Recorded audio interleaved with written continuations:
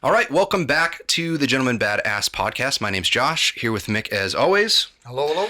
And if I'm talking funny, I apologize. I had some dental work done today. So if I'm slurring words, I haven't started drinking yet, but my mouth is a little bit numb still. And I guess numb is better than pain. So we've got Will in here with us today. And actually, I'm kind of blanking on your last name. What's your last name?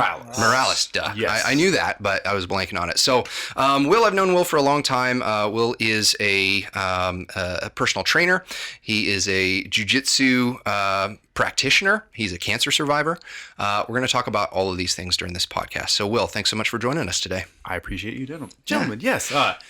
More or less, I like to say.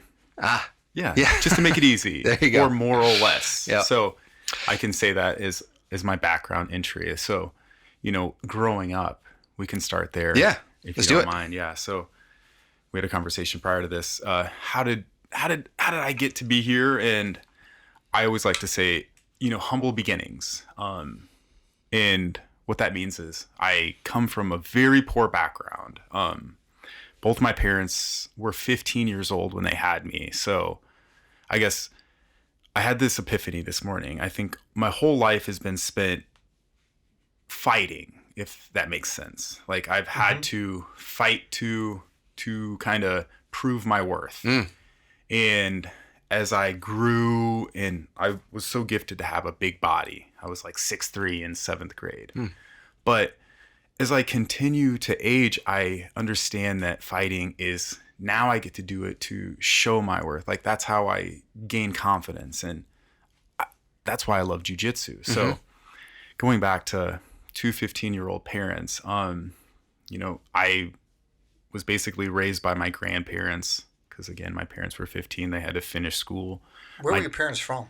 I was born in Scottsbluff, Nebraska, and they lived in Lyman, Nebraska. So it's like a village of Lyman, and it's like 300 people live there. My dad was in the penitentiary for the first 3 years of my life. So he got an assault charge. He shot somebody, and again, a kid. So I didn't get to meet him until later on in life. And again, I don't recall that very much. Again, I think, do we store trauma? I don't know. But I try to think of it as like, maybe I got more time with my grandparents. Maybe I got more time to connect with my mother. And with that, it helped me almost become kinder. But am I on this podcast because I got dad issues? Maybe, do we all? But so that was kind of my upbringing. For the first 3 years, it was just me and my mom and my grandparents. So I think I had to take on this role from the start of my life as kind of being a type of a fighter or something like that. Or I always have this like chip on my shoulder, but I don't know where that comes from. And maybe that's it. Because as we're going through life now, we're seeing that a lot of trauma from our past dictates like why we are the way we are now. And sometimes we don't know, like I like to psychoanalyze myself. And truthfully, I think that has a lot to do with, my resilience as well, because I didn't have that fatherly figure right away. So, Do you have any siblings? I've got a brother and a sister. Oh yeah, your brother trains here, yeah. Yeah. So my brother, 5 years younger than I, and then I have a sister who is 5 years younger, so 10 years younger. But yeah, my brother's a cop here in Omaha, and yeah, finally got him to do jiu-jitsu. I just recognized that connection because I know you've been training with Nate. I'm not going to say last names or anything because it's the police department, but I know you were training with Nate, and then I knew Nate's partner. I did not realize that you were brothers with Nate's partner. So that was cool, kind of, and that's awesome that he's starting to get into jiu-jitsu too, because Nate is one of the guys that I started training with at the very beginning. Like Nate and I pretty much started the same month together. So we did a lot of training together. So I was there before he was a cop. I was there when he got hired on in Lincoln. I was there, when he transferred to Omaha. Saw videos of him and his partner in the car, and now I kind of full circle. It's your brother. So. And I absolutely love it. So yeah, the community you guys have here has really embraced him, and it's funny to see his post because he's like, I just wish I would have done it. When in reality, he didn't want to do it for the longest time. And I think the reason was because when I first brought him in, he had to grapple with Matt, and Matt is he's just a force. So, yeah. Matt's big dude. What's he weigh now? Probably 400 pounds, maybe more. Yeah. Man, he's so agile. Yeah, he can move. He can move like a. It's crazy. Yeah. So back to, upbringing, brother and a sister. Being poor, being of a different race as well, has also instilled like this chip. So I've always got this chip on my shoulder, and I don't know why, but as I continue in life, like I'm very passion driven. So I find myself, whether it's basketball. So basketball was my first love, and like I said, I was very big. I'm so lucky to be gifted this body, but I would find myself escaping reality by being perfect with my shot. I would just, it's repetition, it's repetition, it's repetition. That would be an escape. If your household isn't the most loving, like how do you get away? And for me, you can choose drugs, you can choose alcohol, you can choose it all. But I found love in just the repetition of shooting. I found, there's ball handling skills. It's like the cerebral type of my brain. I just need that constant movement, and how can I perfect something? So I've always had this like passion driven mind.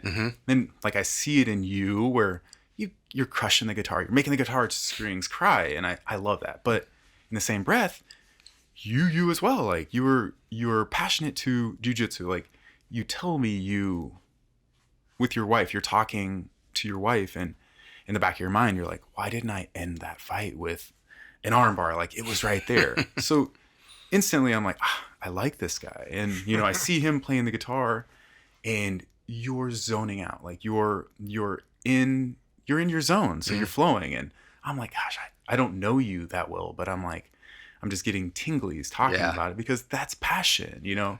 There's a movie Soul, and it's truly, it's one of my favorite movies. Oh, yeah. And it's like, what does it mean? What is the purpose here? And is the purpose to accumulate these skills, to follow our passions? And I kind of think so, because as I follow my passions, as I enjoy eating healthy, because I know that it allows me to train better. It allows me to feel better. So with that, that's a passion. And then I can combo that with, then I can train kettlebells. Then I can train jujitsu. Then it's like, then I can be a dad, and I can be a dad like times a million, because I have this energy. And the more that I give to my passions, the more energy I receive. So was there a time though that it wasn't that way, or wasn't so clear? Oh, yes. So what age, like would that be, like teens, or? Honestly, when I got out of college, so we can fast forward. So I was in a severe accident when I was 23 years old. So I had just got done with physical therapy assistant school. I played college sports, so I was in shape then.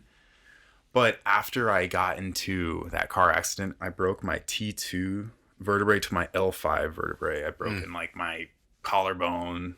I was never supposed to have this part of my face back, and broke my feet. So there's so many different things that happened to me during that time. So after I get done, luckily I finished school, so I was just studying for boards. I get done there, and with my foot, I couldn't play basketball anymore. My doctor said, you better like gather a plan, because your spine's unstable. Go to a pain clinic, Will. And I heard that, and I had this like incredible jolt of like, I'm gonna fix this. I don't know how I'm gonna fix it, but I'm gonna figure it out. And God, thankfully, I was doing PTA school, so I knew a little bit about the body, and I knew a little bit about resilience of the body. Tore my ACL. Okay, fast forward back to that. I got comfortable after that lesson, so I should have learned. I started rebuilding my body, but then I got this job where I was getting paid a lot of money at the time, I thought. So in my mind, I was thinking, I thought I was successful because I could go out and I could buy drinks. I had enough money to go to happy hour. I had enough money to take girls on dates. So like with that, I got soft. I got lazy. So there was a time where I was 280 pounds. So let's just say from 24, I graduated at 23, to about 26, 27, I let myself go a little bit. Like I would still go to the gym, but I would eat not very good. I would drink, and with that, as I drink, I lose out on the next day. So it's like I give my energy from tomorrow to today. So I just did that, and it accumulated. And there was a fat loss competition in Council Bluffs, and I just remember my wife and I were just talking. Let's just see how fat we can get before this competition and see if we can win it. And like that thought, I'm like, why would I ever do that to myself now? But back then it was just like, let's go. We went out to eat like 4 or 5 days in a row, like every meal. And before the weigh-in, we had a 6-pack of Busch Lights. So we both just drank 3 beers, went in there, weighed in 276 pounds. Wow. So that was my heaviest. And really, after that, it was like I kept trying to get my weight down, and it was like a constant battle. I'd get to 250, and I'm like, God, I just feel perfect there. I feel perfect. I was lying to myself. And I didn't have jujitsu. I didn't have kettlebells at that time. So let's keep going. As I'm trying to lose weight, I have my first child. So I'm 30 at that time. So I'm fluctuating between like 230, 250, but I can't do any better. And on my, let me say like my 32nd birthday, I'm still just hovering. I'm hovering. I don't have a passion again. I'm still playing basketball, but not like all the time. Have my kid, and I'm like, gosh, I'm either going to be on this same cycle and I will just be sloppy, or I can figure this out. And I chose let's figure this out. So then I started really focusing on my nutrition, which helped me see that, hey, if I eat good, I'm going to sleep even better. So then that was just the catalyst of everything that started to unravel a different me. So continuing on, I get laid off when I'm 34, but I have my kid. So he's initially like the start of this guy here, because I'm like, I have to be, or my mindset was, I want to be the dad that if I walk into his school, if I walk into a room that he's in, like he sees me and he's proud. He's like, dude, that's my dad. Or kids that are around him, and that's where like my physique it comes in. I'm so proud of like this, because it's like what I always wanted as a kid. So yeah, with that, let me keep chasing that story. Is I got laid off. The second day I got laid off, I enrolled in this nutrition consulting. So basically I got this precision nutrition certification that I'm getting. Yeah. So in my mind, I'm like, oh, hell yes. So I had been training for this kettlebell. So I didn't even say that I got into kettlebells before that. But there was a birthday, I think I was 33. And on that birthday, my wife took a picture of me, and I thought I was, getting massive, but it was just all fat. Like, so in my mind, I'm like, I have to change. So from there, it was just, I went full bore. I stopped hanging out with people. I started to build a gym in my basement, and I started to really focus on kettlebells. So I heard about this RKC, which is Russian Kettlebell Certified Instructor. And I knew that 40% of people who take this certification don't pass it. So I'm working as a physical therapist assistant. I'm in my mind, it's telling me like, go to NASM and get your certified personal trainer. And I do that. And on that same like timeline, I train for my RKC. I go get that, and I'm doing precision nutrition, or I'm training so busted hard. So it's like 5 months of training to get this RKC. I do that. I go get my RKC. I'm the only one that passes that snatch test, which just means is you have a 53-pound kettlebell and you have to snatch it over your head 100 times in 5 minutes. So again, I'll bring a kettlebell if you guys ever want to see it. But I can't do that. It's a gruesome thing. Yeah.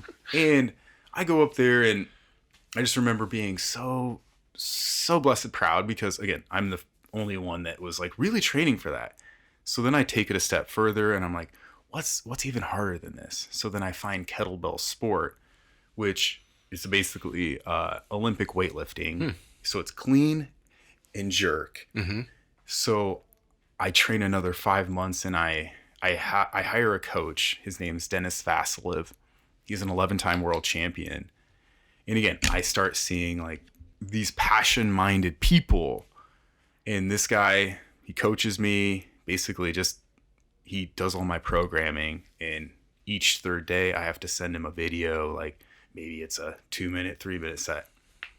But I train, basically it's equivalent of 10 months to go compete at the IKFF Worlds in Detroit, Michigan.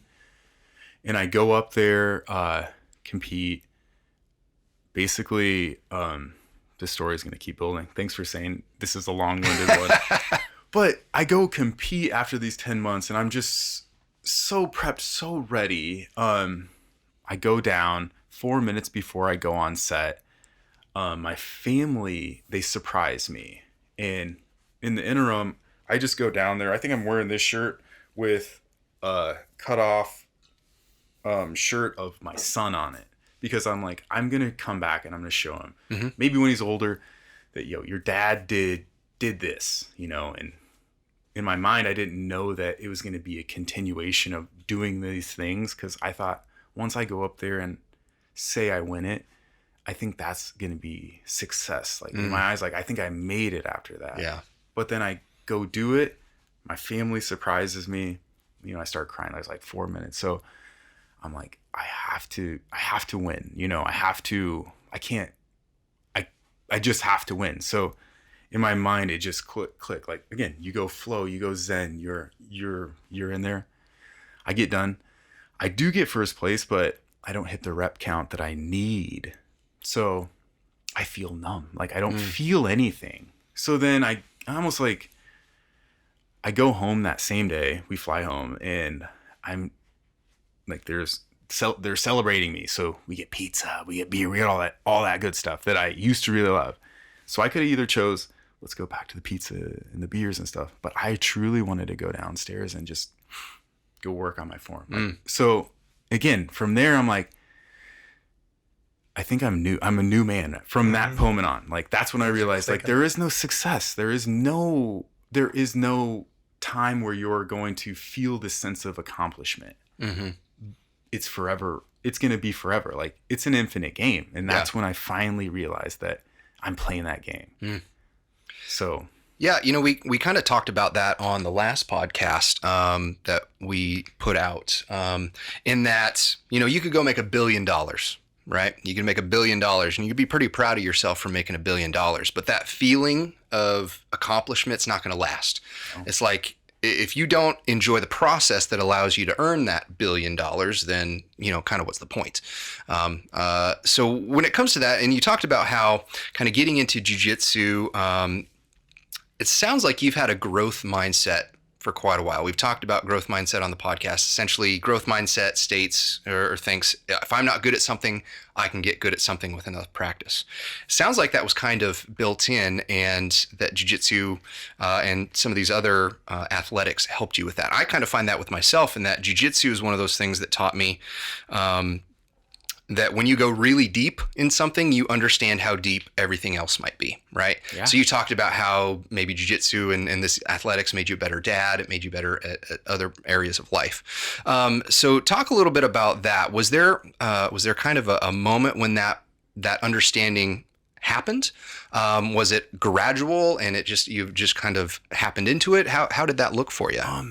I truly think it was sprinkled into my brain from like high school. I knew that if I isolate myself, if I seclude myself, if I'm in the gym, not a lot of people would come and play with me. So if I had my brother, hey, come rebound for me, like I'll buy you whatever, like, or just he enjoyed it. So I knew that if I could put in the work for long enough, I could get to where I needed to be, no matter what it is. It's like, I know that with kettlebells, I just have to do the work. And my game plan for those are like, I want to compete with the pro kettlebells. And in my brain, I want to go to Russia and get my master of sport. But that's a 10-year plan. So with basketball, it's like the rule of 10,000 hours. I had to give, 20 some years of my life for that to say, hey, life, thank you for giving me the skill, but I had to work for it. So with kettlebells, if I give 10 years, do I get the same, do I acquire that skill? I think so. So with jiu-jitsu, do I give 10 years and let's say I can get a black belt? But with all of these things, like now it's forever. It's a forever game. Like I know that I just don't have to quit. Like, and it can be business. You know? When you play that forever game, where's your benchmarks for satisfaction? Because I feel that has to be part of the process. Like, can you be satisfied? I got tapped out 50 times a day. Or do you focus on, but that one time when 51 was about to happen and I escaped, do you find yourself allowing yourself to experience satisfaction even if it's not quite where you want it to be, or your performance or something like that? Because I think chasing success can be kind of a slippery slope too if you don't allow yourself time to kind of, we all talk about like it's the journey. Well, if the fucking journey is flying by me, I'm not paying any attention to it, and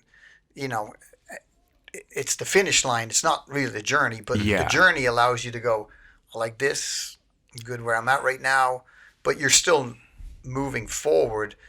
Do you allow yourself to experience those moments, or are you ever satisfied, or are you constantly driving?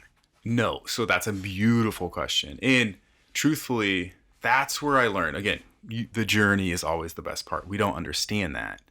I understood that the day that I flew out to Detroit, because I have this video of me basically talking to myself. I'm just telling myself, like, I get emotional because I'm like, I'm not going to experience this again. And then boom, clicked. Okay. So hell yeah, I enjoy the process.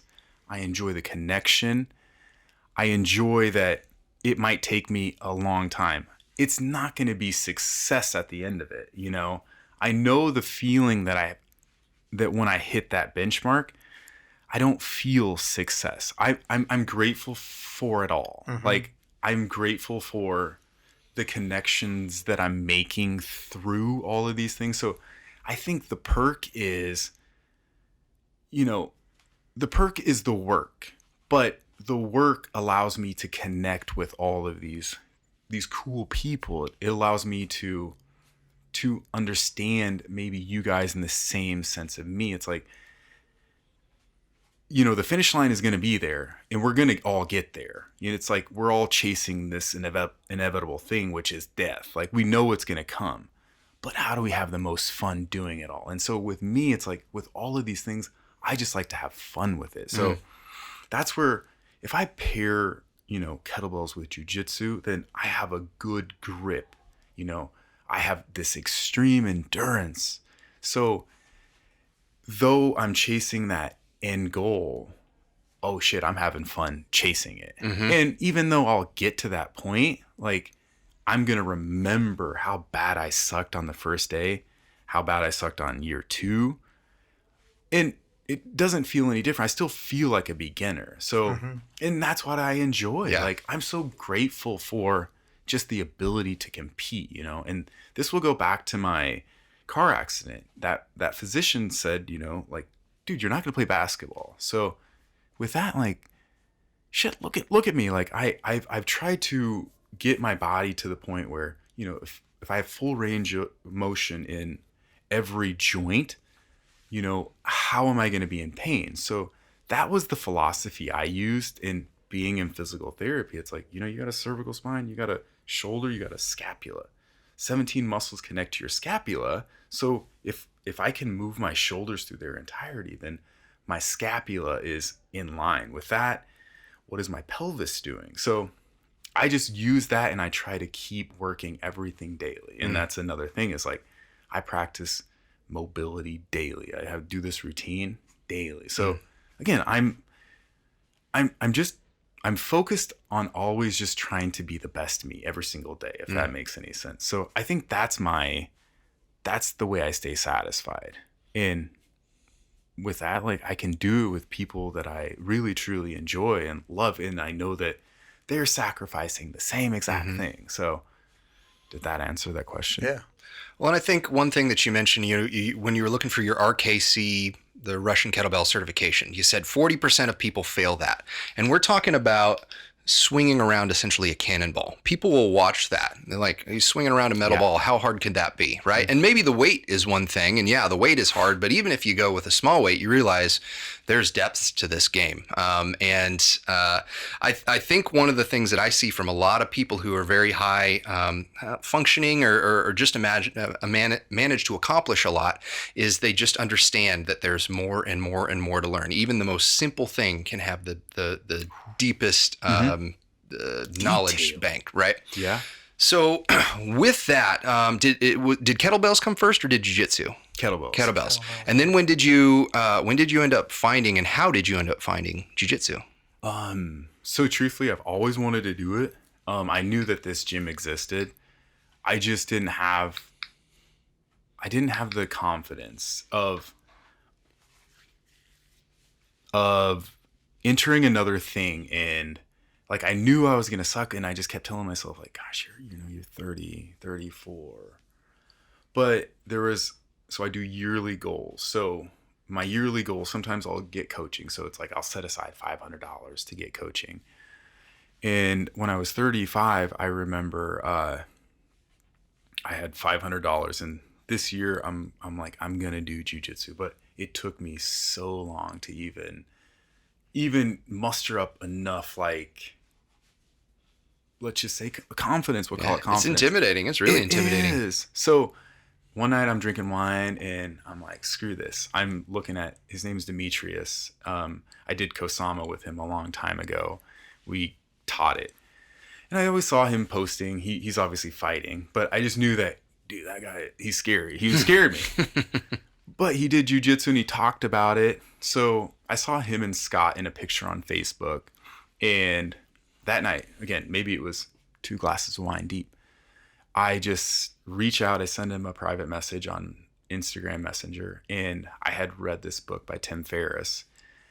And basically what he did was he dedicated, I think, like a month of it. And he wanted to learn the guillotine choke. And if he could learn that, master that, could he master jiu-jitsu? That was my thought. I'm like, I'm going to use my $500. I'm going to get maybe 12 sessions. I'm going to give my full effort to this. I'm going to master this thing called jiu-jitsu. $500. Jesus. Yeah. So I go in and I contact Scott and he's like, hell yeah. And I even put this in there, like, yeah. So I just want to learn the guillotine. And with that, like, from there, we'll be good. Yeah. So he has me come in and it's a Monday. And I remember coming in, he lets me use one of his gis. And there's a kid here, he's like 150 pounds. And he just lets me, like, here, do whatever you want. This kid he's white belt too. Yeah. He just goes in and fucking like breaks my arm. Like, truthfully, like, I can't do anything. And I'm just thinking, oh my God, this is amazing. And I leave there, he's choking me and like my neck, I can't even like move it. And I'm like, oh my God, this is amazing. So I fast forward, I do a few more. So there's that lesson. I get together with Scott again and Scott just fucking beats me like to the point where if he's 57, 58 years old at that time, I'm like, this is for me. Like, if I can stay with this till I'm 58 and, I can have my kids see this. Like, so from there, I'm like, dude, take all my money. Like, $500, I get it. You probably wanted to laugh at me when I sent this message, but thank you for not laughing at me. But now I'm hooked. So it took me one day to get hooked. Yeah. Oh, yeah. And then the seminar was that weekend. So two classes, seminar. And I'm like, this is awesome. But, all the while my neck is like broke and shit. I can't even like move. But again, it just taught me like gentle art. Yeah. And that's what I always like. Maybe you see me posting, but I'm like, just try it. Like people, it's like a kettlebell. People don't understand the depth, the frustration, you enter the gym and it's like you might feel confident that day or you learn something. It's totally out of your grasp when you get in there. You might learn it 5 minutes ago and then you start grappling and that's gone. Because everything leaves you. So with me, I think I have this ability to retain things. This allows me not to retain a thing. Like I'm stupid. So that's the draw for me, is like, it's so hard that, I know that it's something I will never master. Yeah.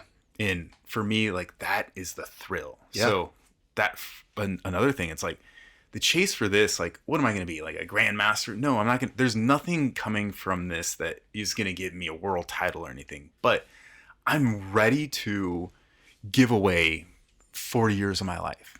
Because here's a kicker. Like, I want to do this for one, I'm going to give like just 5 years of hard just training, and then I'm going to give another 50 years, but just to be 5 years ahead of my kid, because then what happens is, no matter what, I'm going to just wrestle around with my kids, whether they're 5 or 35, I'm going to be a step ahead of them. And again, by the time, hopefully, I'm 60, they still can't beat me, because if I can get Scott's status. So like, that's what I'm doing. Yeah. So I want to be able to hold my kids. I want to be able to, if they're mad at me, good, take it out on me. Like, I'm not going to be drinking alcohol and, causing you to fight me. I'm going to be loving you and letting you just beat me up. But in the back of my mind, I'm going to have one step ahead. Like, I just sparred my youngest son, Cormac, a couple of weeks ago. I was teaching a master class in a Muay Thai class, and at the end, I just grabbed people and we were all sparring. And I was moving around with Austin, and my son is at the ring, leaning over the ropes, going, "Oh yeah, old man." I'm looking at him, and he's like, "I want some of that." I said, "Come and get some." It is a pretty cool feeling to be able to do that. To have, but I was laughing and smiling the whole time I was beating his ass. Yeah. He just kept laughing. He kept shaking his head. That is a very cool feeling from experience, to be able to be young at heart and even in body a little bit, to be able to do that kind of stuff. To compete, yeah. Oh, yeah. So it's fun. I don't have any kids. I just enjoy doing that to other grown men. Yeah. So, Other people's kids. yeah. Truthfully, and then it's like, there is no, you can't leave here and like have this like false bravado. Like, Yeah. when I initially started, I'm like, man, that looks gay. Like, I don't fuck, why would I do that? But truthfully, I wanted to do it because like I knew that there's a beautiful skill in it. You watch MMA and you're like, God damn, they're grappling. They're not even punching anymore. Yeah. Mm-hmm. And then you see like, oh, to truly grapple is insane cardio. It's insane, like just unknowing of what's going to happen. But sometimes, like, again, like you, if I grapple with you, it's like, there's also this like mind type control. Like, you're probably going to win because, again, maybe you just have this years of experience. So you're like, okay, I already know I'm one step ahead of this guy.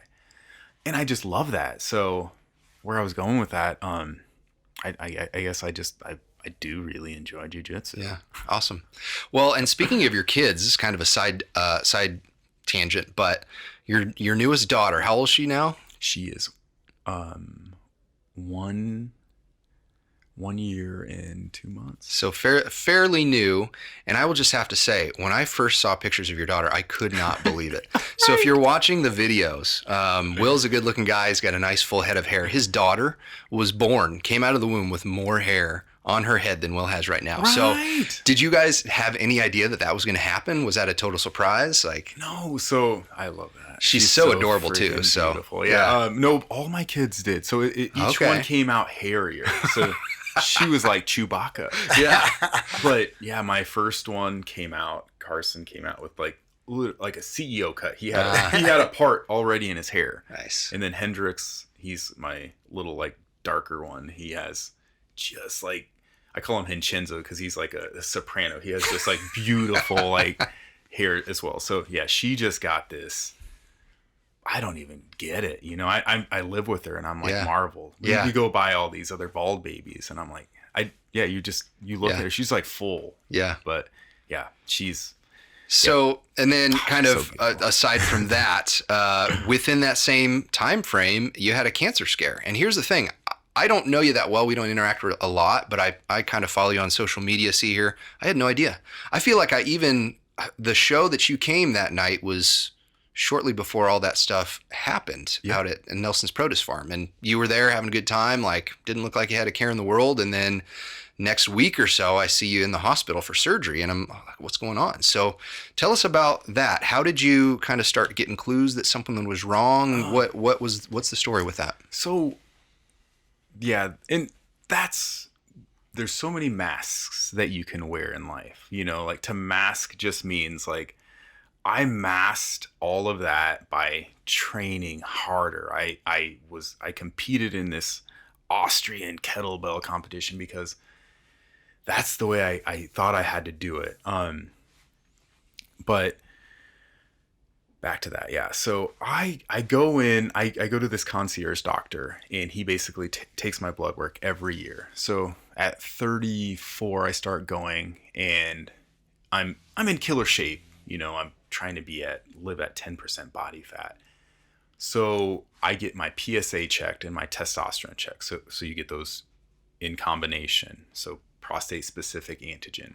And that was high when I was 34, but they deemed it because, you know, I'm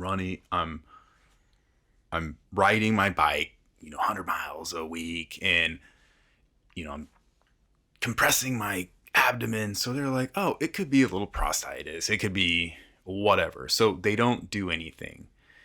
And I think I'm so grateful they didn't because, you know, I had 3 kids since then. I think if they would have told me like, you know, go to the urologist this time, they would have saw I had cancer and like, what would my life have been then? You know, like would I have kids? So back to that, I already have a high PSA level, which was like a 6.0, which normal is it's non-existent.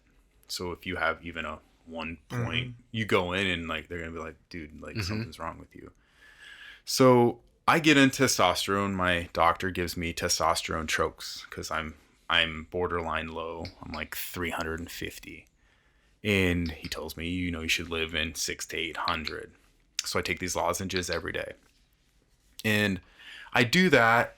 And my numbers stay the same. So I do a yearly blood work checkup and stays pretty consistent. It's, you know, it's either 4, it's 5, it's 6. So it's staying consistent. They're like, well, not worrying about it. Like there's no way you have prostate cancer, man. Like you're in shape. Like we don't have to worry about it. Then in 2022, I choose my word of the year. I'm doing my goals. Patience is my word of the year. And I don't want to be patient with building muscle. So I'm like, you know, I forget my lozenges sometimes, my testosterone trokes. So I go and I get my blood work done again. And my PSA level has risen to like 12. So then I want to get shots of testosterone to maybe just be as harmonized as possible. So when they see it rise like that, they send me right away to a urologist. And I'm just thinking, you know, there's no way. And my physician tells me, you know, like, you know, it's prostatitis. We'll call it what it is. Like you're too healthy, Will, you know, and I go see the urologist and, you know, they're like, okay, we're going to do a prostate check. And truthfully, I go in there and I'm like, you know, I thought they were going to hold under your ball sack and, you know, have you cough. No. So I had more fingers in my ass than you know, to do it. So from there, it was just like it was a game of like, dude, I'm in trouble. Like I'm truly in trouble. So I get that.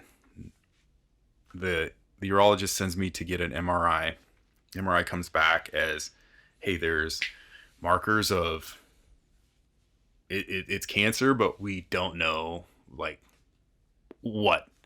So, and there's a ton of it. So I'm like, shit. Like, and truthfully, I'm like, this can't happen to me. You know, like this, there's no way. Like I'm eating myself amazing. I'm working out. And I go get a biopsy of the spot that they see. And that really was like a moment of like, dude, like this is real. Go in there. It's during a little bit of COVID, so I can only be by myself. You know, they throw me on my side. They don't even put me out, but they do my biopsy, which means that they put a little lidocaine shot in your butthole. Mm-hmm. Yeah. And then they bring in this little, like, it's a shotgun type. It is. So it's 14 of these things that they go in, and I just remember, dude, I'm screwed. Like I'm screwed. Like, what am I going to do as a father of 3? I'm like, there's no way I'm going to die. I know I can't die. But from then I knew I was in trouble. And I go and I'm like, I don't want to believe this. You know, can I outthink this? Can I, you know, I go do an ayahuasca journey. You know, I'm like, I'm going to talk to, you know, I didn't even know I had to become more spiritual. So I become more spiritual. I understand myself I think I tell you about this. Like, I just wanted your perspective, but I do this ayahuasca journey, and it, you know, I didn't fucking cure it, you know? So what's the lesson? And I don't understand the lesson yet. And as it unfolds, maybe I will. Maybe it's just to be the best me as I can every single day. And like, that's a beautiful mindset that I got from this. But I go to 2 different urologists. One's a surgeon, one's a medicine doctor. And really, like, the medicine doctor, he's like, oh yeah, you know, 1 in 7 men are going to get this. You know, this is, you know, we don't know how much is spread in there, but let's take a PSMA PET scan. And I do that, and they see like, oh shit, it hasn't spread anywhere, but you can take these chemo pills and let's prolong this as long as we can. And with that, there's got to be a cure coming. Like, that's how they sell you. So again, how do you think for yourself? I'm like, that sounds a little too good to be true, because these pills are $10 a month, you know, biclutamide. So if there's anybody's watching, like, don't do it. Like, because what it does is it's going to suppress your testosterone from getting to your prostate, but that also in turn suppresses the the testosterone that you get to your body. So my brain was just like everywhere. I didn't know how to capture my thought. I don't know what anxiety is until that day. Like, that I think I was 3 weeks in, and I'm like, there's no way this is going to be like, naturally I can control my mind. I can, you know, if I'm depressed, like, I think I can outwork it, or, you know, I can meditate, I can go to a therapist, but this was crazy. So they wanted me to bridge this biclutamide to my prostate surgery. And I hadn't even booked my prostate surgery. I thought in my mind, I was wishful thinking. I'm like, okay, let me just try this biclutamide. And thinking it was a cure? Yeah, thinking like, oh, it's nothing. Okay. It was everything. Like, that was gonna take my life faster than the prostate cancer. So then I'm like, dude, I'm done taking this. So I threw it out, told my doctor, again, I'd done tons of research, talked with a ton of different urologists, and, you know, had other people reach out to me who were, let's just say, they enjoyed working out. They did, you know, ultra marathons. They did all these things, and they were like, you know, just do the surgery and, you know, continue what you're doing, because what they're telling you is like, eat healthy, you know, work out, drink your water. You're already doing that. So I'm doing that. Yeah. Doing that. And all the while, like, I'm getting all these tests. So I've got a BRCA2 mutation. I've got my grandparents who've died of cancer. So I got this mutation that I don't know about. And again, fast forward 5 months. So in this interim, I've got to like get my mind right, prepare for this prostate removal. So I've got all these gnarly like little scars. And still in the back of my mind, think about a life without a boner. Think about a life pissing myself. So, because that's what they'll tell you as well. Like, you know, one in 10 men will be impotent. 1 in 10 men will have to require a diaper just to do that. So I'm like, fuck, like, how am I gonna do jujitsu when I smell like piss? How am I gonna do that when how am I gonna do kettle? Like, so I thought for 5 months, I'm like, I have to get the most out of my body until the surgery. So again, fast forward 5 months. So that's my brain. Like I'm worried. I'm just sick. I'm like, what's my wife gonna do? You know, and what's my kids gonna see me like? So I have to do all this stuff. Like I've got to think about this stuff. I have to realize like my mind just is playing tricks on me.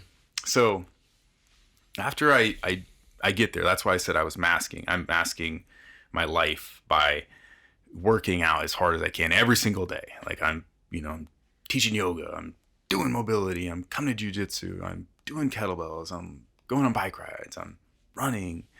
All the while I'm trying to be the best dad I can be and the husband I can be. But then I finally get to the removal of my prostate, probably like 2 weeks after I saw it before. Okay. I get it out and they come back. I have to do 7 days with a catheter in after they release me. So that kind of sucked the worst. It went, the biopsy sucked the absolute worst. Then it was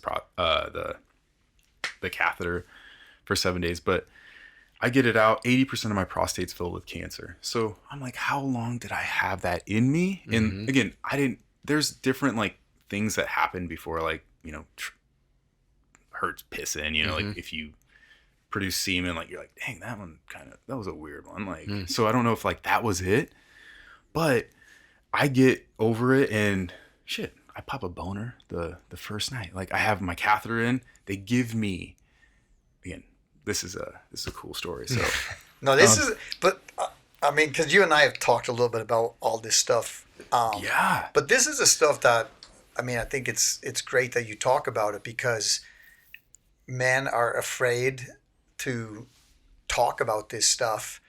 And it's not the death sentence that it probably used to be way back, or even the life sentence. Right. But no, I know what you're going to say, but go ahead and tell this story. Hold on. No, so so I get your first night. Get the first boner. Yeah, the first night I get a boner. I'm like, this is amazing. But to get the first, have they given you the Viagra? And all no, that so stuff? yeah, so that's it. So there's a sharp method like that. They give you Viagra. You get a penis pump, you know, and if needed, you'll get shots that you have to put in. But boom, first day, I take my Viagra. And the cool part of the story is my doctor's supposed to give me a script of 30 and I get 5 refills, but I get 300. 300. So I get 5 sets of 300. So anybody. Wow.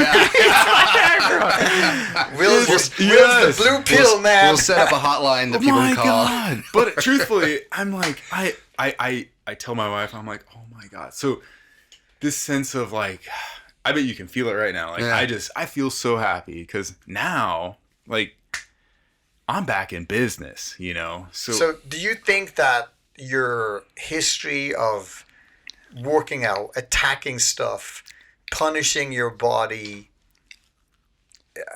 do you think that helped you or helped your body prep for, all right, this is another adversary that we're going to kick its ass? I think so. Like, truthfully, why do we all do these things? Like, why? In my mind, I'm like, what am I training so hard for? And like, was it just to be ready for that?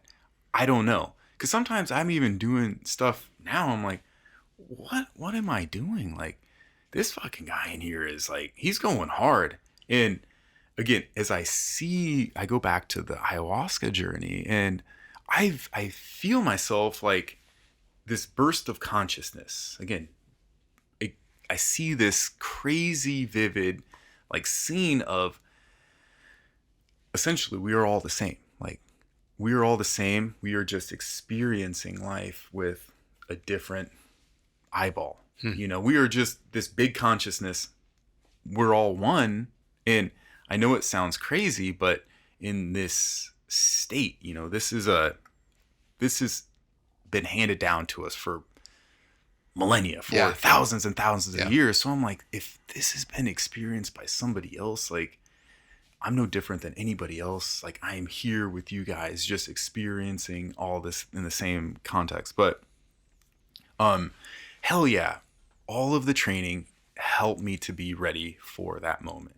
And when I got out of surgery, one of a big clicker in my head was these ladies they were just like, you know, do you want to get out of bed? You know, most of the guys that come in here, you know, they're in a lot of pain, you know, whatever. So instantly when they say that, I'm like, hell yeah, get me up.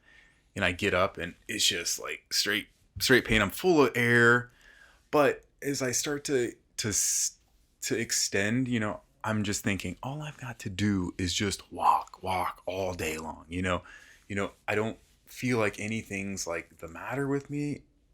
And all I have to do is just keep showing up. So again, yeah, all of my life's lessons from there has taught me that all I have to do is one step in front of the other. You know, what is the next lesson? And from that lesson, that lady was like, you know, wow, you're a little bit different. So I just took that. I'm like, I'm going to walk all day. So they were telling me, don't do too much. So I get home, they released me the next day, and I get home, I'm walking on the treadmill. I shouldn't be lifting weights, but I'm lifting my 2-pound little weights, and you know, I'm doing this because I have a catheter in for that first week. I'm doing this just the whole time because again, that's how I'm going to beat this. I can't just sit there and succumb to it. Like I can't do that with anything. Mm-hmm. I have to always better myself. I have to always keep working. I have to keep moving. Motion is lotion. Yeah. So yeah. So I kind of taking a step back then, and this may kind of apply to what we're talking about already. You mentioned earlier how you were working on your nutrition, you were working on diet and all that stuff, and just kind of trying to figure out what worked for you and how to be the best version of you. One thing I've kind of found recently, you know, I've been in the fitness realm for a good dozen years now, and I have started to do things differently than what they say is good, at least with nutrition, with a lot of different things, and I'm starting to feel better. Like I've had these little problems, like I've had some stomach issues, I had kind of a high resting heart rate, I had a couple other things, no major issues, but for a guy as in shape as me, I was having problems. And so I started tracking my sleep, I started tracking what I ate, I started eating less, I started eating, honestly, less protein. I'm not doing protein shakes, I'm not doing supplements. And those numbers, my sleep's getting better, my resting heart rate's getting better. And so I'm kind of more interested now in how other people go about doing this for themselves. Because as a professional, there seems to be like, there's this set of rules when it comes to fitness and nutrition, and everybody needs to follow this set of rules. To me, it seems like it's going to be a lot more personalized. Maybe those are good generalizations to start with, but you know, everybody's going to be vastly, vastly different. So what are some things that come to mind that you did maybe leading up to this, maybe after the cancer, that have helped you become a better version of yourself? So I had this interaction, call it a mentor. He was a Navy SEAL. He gave me this beautiful insight. You know, you're the 5 people that you hang out with. We all know that. Mm-hmm. Our parents have told us that. And then you take it even deeper and you're the 5 foods you eat. So again, you don't have to have this massive protein. You don't have to have protein shakes. Like that's where I got into that, you know, that stigma of, you know, follow these fads. Mm-hmm. But just like jiu-jitsu shows you how many people do it, maybe 1% of America do it. Mm-hmm. So if you take that principle, you can't follow and listen to all of these fads. So you do have to think for yourself, mm-hmm. but you also have to logically think like, okay, if I'm going to be a carrot, an onion, some lean protein, a legume, maybe some beautiful fats and avocado and anything. If I want a little grain, maybe I stick to quinoa. I don't need rice. Maybe I do a ton of mixed vegetables. So I always use that principle. And again, with my concierge doctor, I use my my blood work as a report card. So I know that, I don't have anything high. Everything is right where it needs to be. So as I eat myself into this beautiful state, my sleep, and that's honestly that's the thing that matters the most. Sleep leads to choices, and our choices are way better when we get sleep. So I know that I'm not going to succumb to, let's say, some Cheetos that are around, or if there's a bowl of candy, I know that's not going to ever be in my wheelhouse because I'm always prepared. So I always prepare food once, twice a week. So I always know what is going in me. So I never really, unless I really choose to mess up, I'm prepared to not mess up. So Ooh, I like that. yeah. So if I was to tell anybody, it's like, treat yourself like a gerbil. You have to be consistent, whether that's, are you training consistently? Are you sleeping consistently? We've all heard it, like, go to sleep and wake at the same time. Just follow that rule, and again, if life gets in the way, that's okay. But how do you get back on track right away? And it's with food too. It's like, I know there's 6 things that I truly eat right now. And I know that my gut's amazing. I know that, I can fall asleep. I can stay asleep. And, if I wake up at 4 a.m, I go to bed at 8:30. That's okay. Like, I've got kids. So right now I'm on a good path, and I've been doing it for the past, 5 years, 4 years. Probably not hard anymore. It's just habit. But you just find what works for you. And I think at the same breath, it's like, we know that we're not going to feel that bad if we eat some vegetables. I know we're not going to feel that bad if, we don't have a ton of protein. Like, again, I limit myself on beef just because I hear, that's another thing I hear, but I just feel better when I don't incorporate it. So I do a ton of chicken or lean turkey. And I think that kind of, might be the clue if people are trying to experiment on themselves, is how does it make you feel the next day? Yeah. And it's funny because I would take all these steps and I would do all these things, and then I would be feeling bad. And I would never put the 2 and 2 together. Like, oh, I ate 300 grams of protein today, and now I'm sick to my stomach all day long. Oh, that's just, I don't know, par for the course. So I think you hit on something, though, I found throughout the years that's vital, is your blood work doesn't lie. So you can externally look the part, but internally, your blood is reaching everywhere in your body. And if there is something going wrong, that's typically where they'll find it. Yeah. If you're overdoing something, if you're becoming insulin resistant or something like that, you may notice a little bloat in your stomach, but you might not notice all the other full-blown things of diabetes. But your blood, if you're tracking it regularly, will do that. That's actually the reason I start taking testosterone treatment is I've had my blood work. I can go back 13 years. That's what you, And I always wanted to see what my levels would be doing. At the time, 13 years ago, I felt that in the fitness industry, if testosterone replacement therapy ever turned out to be safe, that it would be a game changer for guys like us, because you'd essentially have clients who, A, could afford it, B, that now in their 40s and 50s felt like they were in their 20s again, wanting to make up for lost time, better physique, all that stuff, much wiser. I felt like it could be a game changer. My levels up until the last few years were always acceptable, but a combination of, well, I guess 5 shoulder surgeries in 3 years, And then the onset of my heart stuff, unbeknownst to me, was tanking my testosterone. So all of a sudden, my V12 engine isn't firing on all cylinders. Don't really know why, and I'm kind of putting it down to, well, fuck, you're 50, you've ran your body hard for all these years, and I just kind of masked it with a bunch of excuses.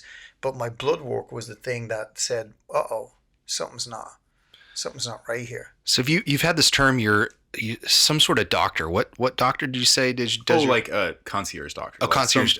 So just his name's Dr. Besmer. Okay. Joel Besmer. Yeah. So I know Besmer. So you pay a fee and you get to ask questions. You're basically more involved with your care. And he kind of breaks it down to you. You do the yearly exam, and let's say I cut my leg. I can just send him a text, and he's like, "Oh yeah, come in. I'll stitch you up." So it just makes it easy. It's more accessible. Yeah. Gotcha. Yeah, I'm one of those typical guys. I honestly can't remember the last time I've been to a doctor, but I feel like I don't know. I have a pretty good idea what's going on with the way I feel. Yeah. Now there could be stuff happen under the surface that I need to figure out, but that's just one thing that I haven't done really yet. So it might be something to look into. Like just one time a year, just get your lab work done. Yeah. Truth. Like you said, you can't lie to it. Yeah. You got your Army in there, you got your Navy, you got your Space Force. Like that's how he breaks it down. Yeah. Like, all of your blood is just, it's a report card. I didn't get very good grades in school. We can go back there too, but I wasn't the typical beautiful student. But now as I get older, it's like that's truly what matters. Like our body, how we treat ourselves. Because again, then we can go into the internal thoughts. Like how do we become happy inside this thing? It starts with one, the body, one, the food, one, the sleep. So that would just be a message that I tell everybody. You would too, is like just get your blood work done. Yeah, for sure. So kind of jumping into the present day, I kind of pay attention to what you do on socials, and it's in the fitness realm. I don't exactly know what you do day to day. What's your day to day job? So my job, I'm the body engineer for Carson Group, which is a financial company. That just means I created that title, so it's a glorified title. I do health and wellness for the company. Body engineer, I always say, because I had to build my body back. And with that, I can teach the company as a whole how to resist injuries or to become injury resistant by, training the weaknesses. And I get to run classes. So I do daily classes for them. I'm just a glorified, PE teacher for the finance company.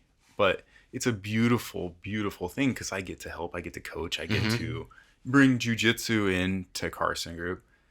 There's like 3 or 4 people that do it, but you get not very many want to do it. So that's what I do. I do coaching as well. So my new hat is I do CEO coaching. So we talked a little bit before. It's like as a human, we have our work. We want to acquire all this money, and maybe the chase of that doesn't bring any purpose into our life because again, we're acquiring all this money.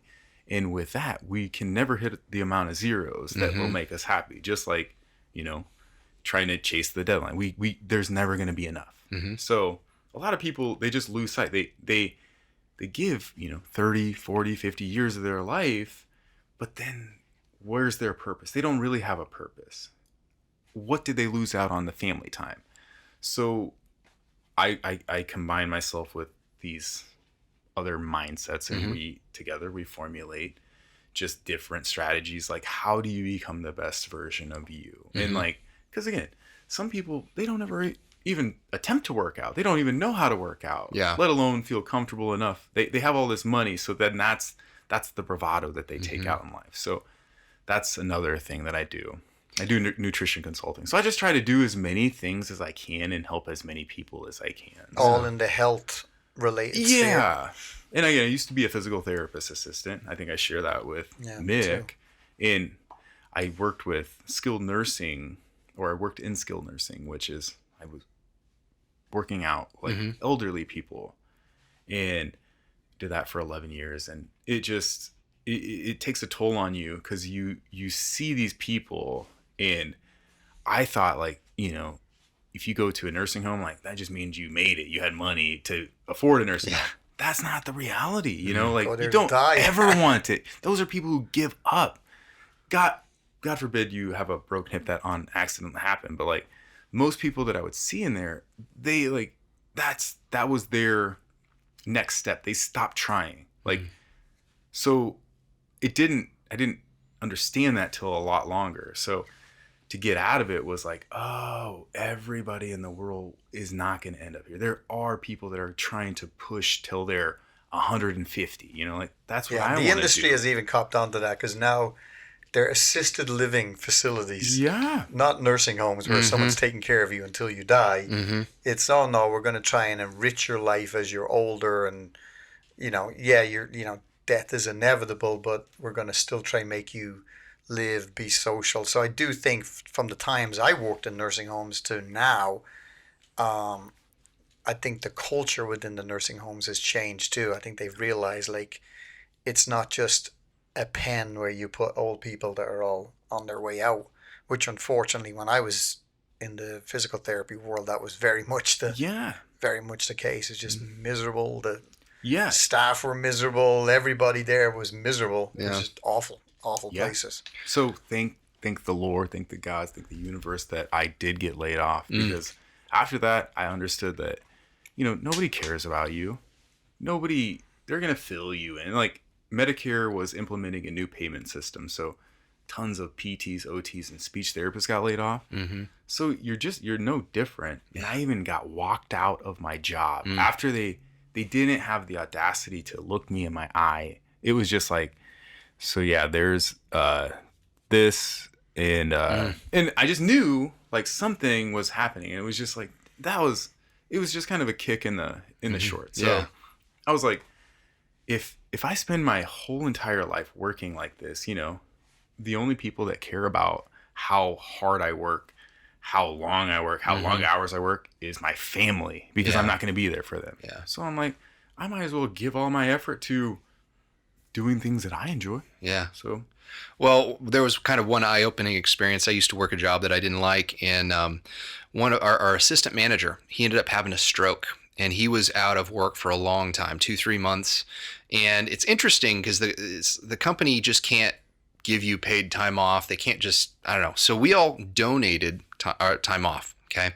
So this guy kind of recovers, a couple months later, comes back to work, but he's kind of diminished mentally. He can't do the assistant manager anymore. So he ends up doing kind of the same low level job that I started the company with. And I thought to myself, holy crap, I can work my entire life, get to assistant manager, get to a manager. I can have a stroke.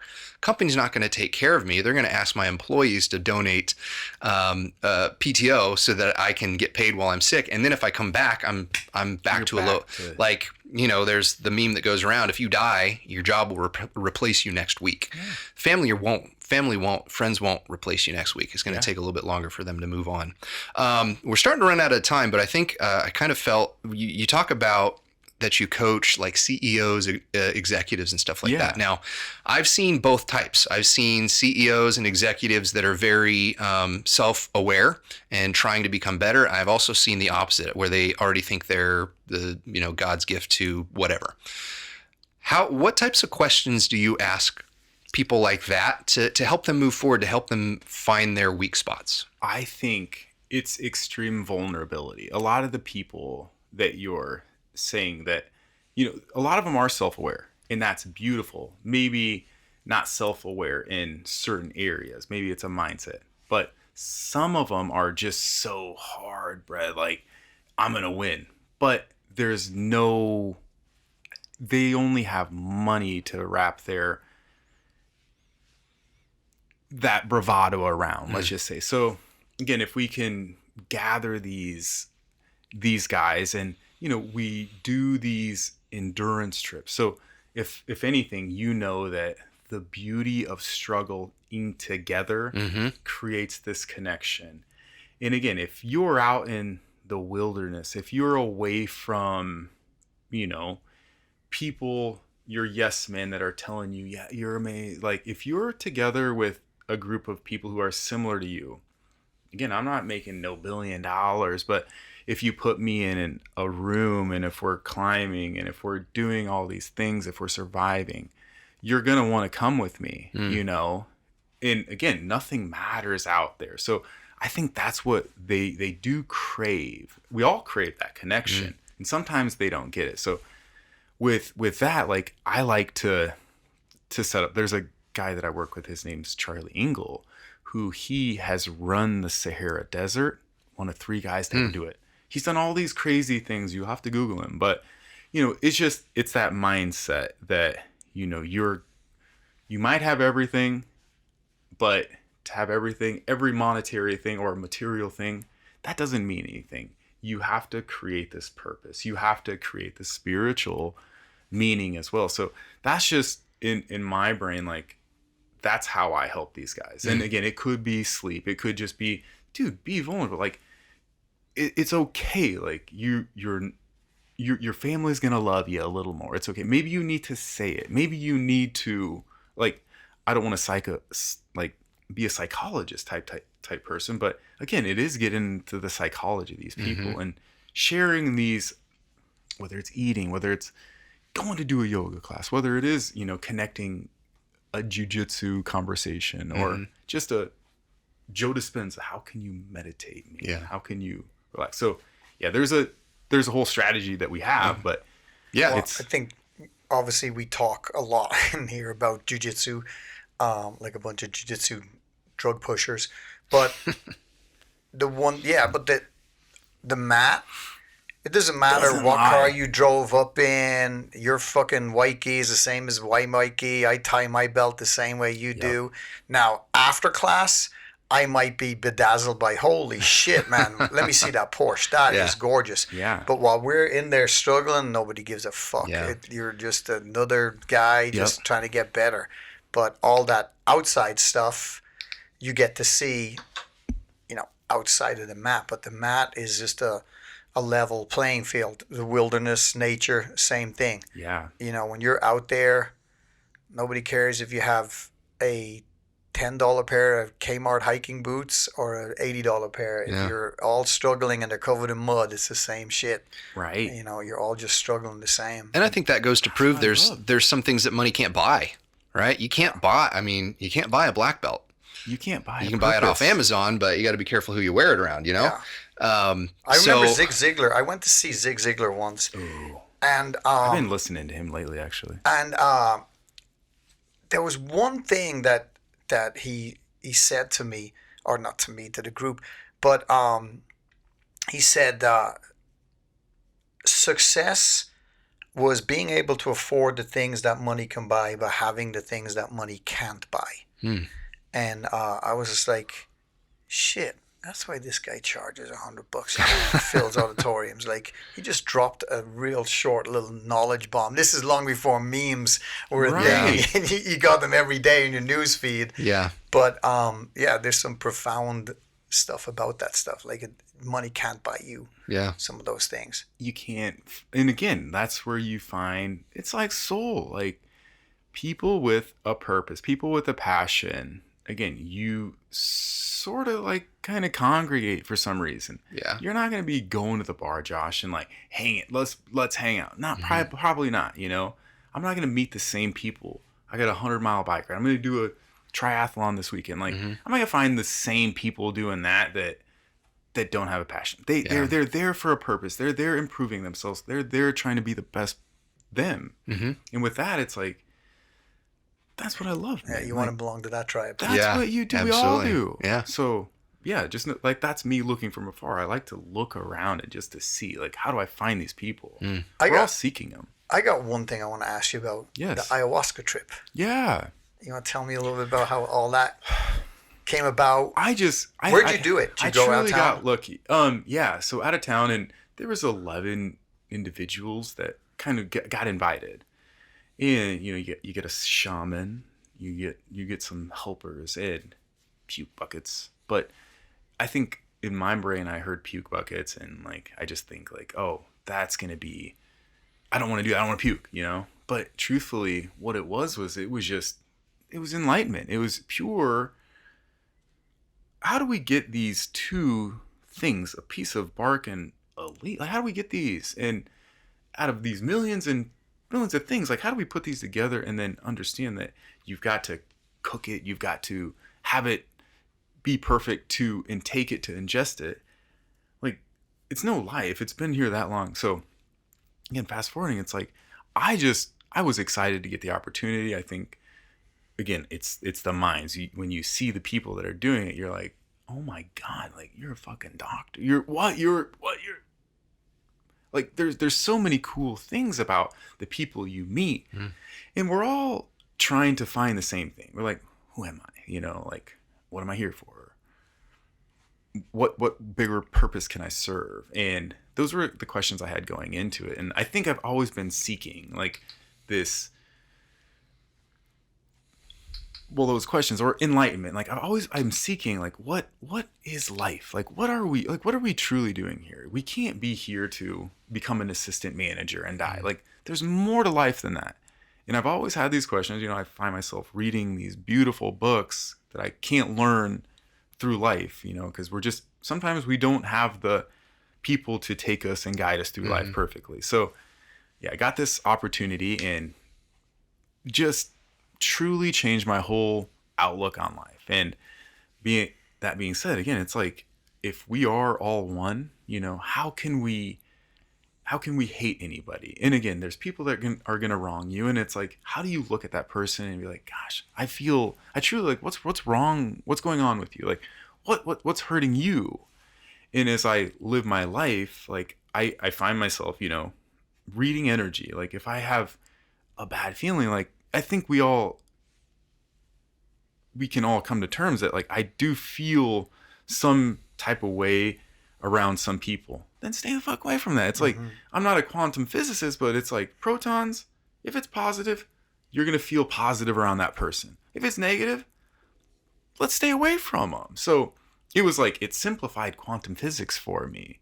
I don't even know quantum physics. Like I said, man, I was stupid in high school, you know, but it's also telling you like the programming that we are getting, it doesn't necessarily define who you are. Like, I can be this kid from a 2,000 community, 2,000 people, you know, I can be athletic, you know, people, you know, he's not that smart, but he's good at sports. Like, I can let them project that on me and I can live that, or I don't have to listen to that and I can do what I really want to do. If I put in the work, I can be smart, I can be athlete. So I just succumb to programming of other people. The hierarchy of my town was, you know, I'm Mexican, you're poor, so you're just that's you. Let's belittle you, you know. So again, I just had to overcome. It was a lot of just trauma overcoming and understanding. Like, wow, I listened to all these things. In one ayahuasca treatment, like you just, it was a 3-day. Oh my God, yeah. So it was two different days of different ayahuasca ceremonies. And again, it's so beautifully done. It's so well, you know, if you want to bring religion to it, or if you just want to bring in history, they do it all. They explain it. And yeah, it was that experience that kind of just opened my eyes. It was like, I woke up, like, and it almost felt like I was the last to know. Like, you could think like this. It was like, geez, like I can think for myself. Like, I don't have to succumb to these thoughts that have been handed down to me. I don't have to live my life as an insecure, you know, person because of, I didn't have the nicest things. Like, so after that, I'm like, shit, I want to get rid of all my nice things. Like, I want to live below my means. I don't have to have a jet. I don't have to have the nicest car. Like, that's just what we're programmed to think. So what is happiness? Happiness is shit. It's internal. It's like, how do I create happiness? Love my wife a little bit harder, you know? Appreciate conversations like this. Like, dudes, talking with dudes, we don't get this that often. So it's like, it showed me all that. So it was like 10,000 years of philosophy in a weekend. And I'm like, shit, So again, and I get gassed up about that. That's like, if I could do that every day, I would. But I'm just kidding. But truthfully, it was such a beautiful experience. And Where was it? it was just outside of Omaha. Like, Oh, it was here. so Okay, so you didn't have to go to like not Mexico. very far, no. Really? But, you know, they're all around the U.S. Yeah. This one, just again, you show up, you conversate, you just speak your truth, you know. And again, like, to speak your truth, you have to never lie to yourself. That's a book. Like, I see you reading all these different books.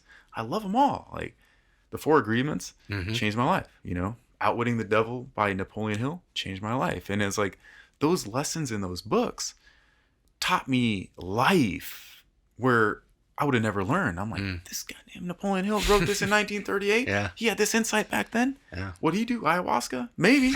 You know, I don't know. Yeah. But it just changes your whole way of thinking. So again, it just helped me essentially shine brighter and just not be scared of like giving away my gifts. And I'll leave this with the most powerful thing I've ever heard is like, to keep it, you have to give it away. So we're all gifted all of our beautiful traits, you know, abilities. And if you harness those skills and abilities, give them away, you know, like, why keep them in? So maybe that's why you guys had me here, was to get this conversation out. But like, yeah, truthfully, I just like to give away, you know, the joy that I have for living. I like to give away, you know, extreme vulnerability, you know, like, I like to come in here in a fucking pink shirt and, you know, like, I love it because, you know, I was afraid of this before. Like, now it's like, you know, this might be beautiful, but now it's like inside, like, I'll fucking eat you still. So like, that's what I want to be like, but I never have to show it, you know. I still want to wear my hats, be flowy. Or your poet. Yeah. Let's go.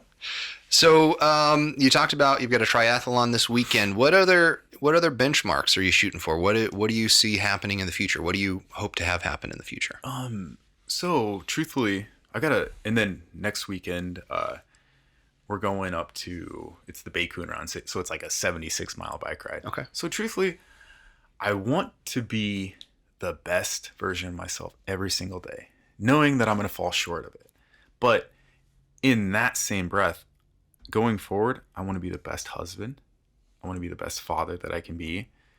And whatever else I can do, you know, to serve people, whatever that brings me, I think if I continue to do that, just be the best me, everything will fall into line, you know? Because I don't know, from 5 years ago to now, I would have never projected anything that's happened to me. Yeah. So it's like, going forward, like, do I just go with the flow? Like, I think of the song, row, row, row your boat gently down the stream. Merrily, merrily, merrily, life is but a dream. Like, don't row so fast to get to the end. Like, how do you just flow and let it go? I'm going to still set goals. Like, I want to get more CEOs that I can coach to help, to see this mind of mine and be like, yeah, I got all this money, but how can I be better of service to humanity? Because you guys see it as well as like, what makes you feel the best?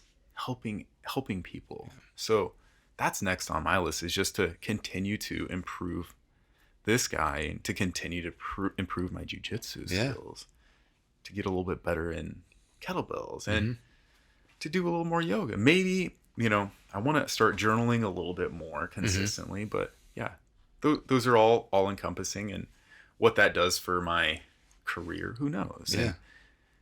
And I feel like I'm on a good path right now. So yeah. Sounds like it. Yeah. I mean, it's been a refreshing talk. I'm glad that we had you in, and it's nice that people like you exist. You Probably know, a little different. Yeah. Well, but I mean, there's a lot of people that are in it for themselves, and so seeing somebody who's genuinely interested in helping other people grow, and literally that's part of their job, like that's pretty cool. Yeah. And just being a part of the overall lifestyle is nice to see. So it's been encouraging for me. Any final thoughts? Anything you want to leave the audience with before we call this to a close? Man, really? Yeah. I just love the saying, to keep it, you have to give it away. And again, there's one thing when I was entering, it was like, you know, losers will do a little work expecting that they're going to win. You know, winners will do all of the work, still understanding that it's not going to feel good enough, you know? So that's just a thought. It's like, do the work, you know, don't lie to yourself. And with that, I think those are the only two controllables you have. Control what you eat, get your sleep on time, and I think I just leave it at that. There you go. And don't tap me out. Too often. Yeah, too often. Awesome. Yeah. Awesome. Do the work. Do the work. I think the those are work, good man. good words to end on. So, Will, thanks so much for joining us. I appreciate you guys. And we will talk to you later. Yes. All right. Thanks, man.